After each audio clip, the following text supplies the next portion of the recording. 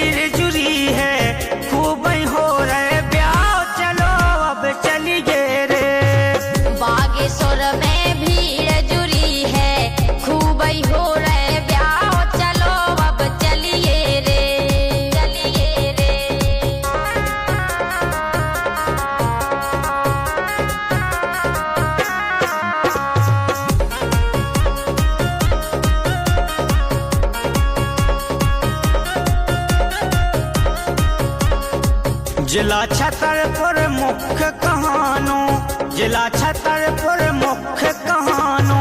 गंजबा मीठा लगते है थानो, गंजबा मीठा लगते है थानो। जिला छतरपुर मुख्य कहानो, गंजबा मीठा लगत है थानो। तहसील राजनगर में भैया बागेश्वर है धाम, बागेश्वर है धाम। तहसील राजनगर में भैया बागेश्वर है धाम। चलो अब चलिए रे। बागेश्वर में भीड़ जुड़ी है, खूब ही हो रहे ब्याह। चलो अब चलिए रे, चलिए रे।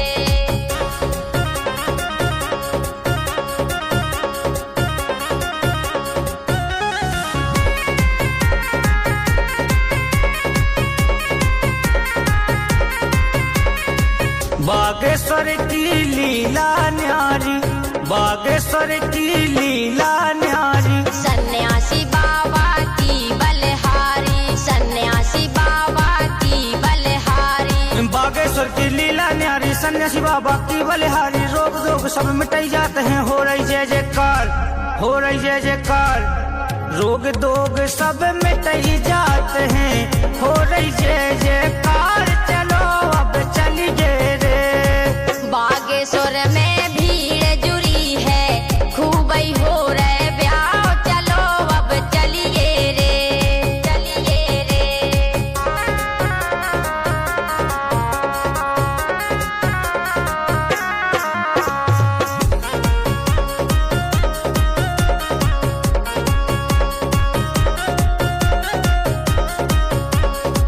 बिटियन के जे ब्याह रचे हैं, बिटियन के जे ब्याह रचे हैं।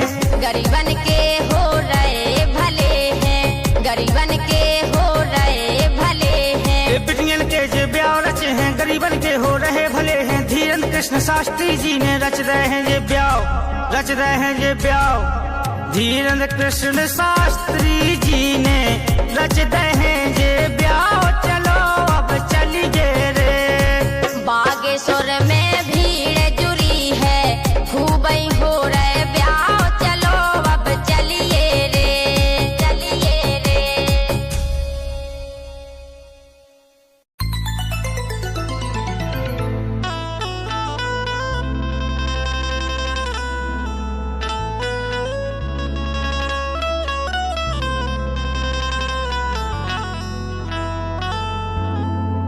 तेरे दरबार में बिगड़ी बनाई जाती है, सोई किस्मत सभी की जगाई जाती है। झुके संसार सच्ची सरकार के आगे, अश्क भरी आंखें भी हंसाई जाती है।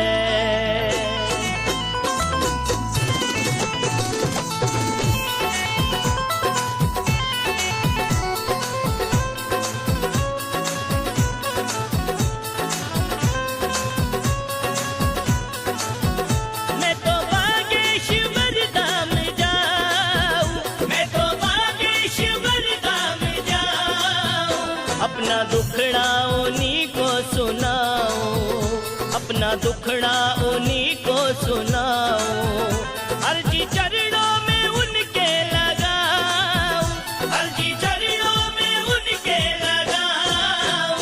अपना दुखड़ा उन्हीं को सुनाऊं, अपना दुखड़ा उन्हीं को सुनाऊं।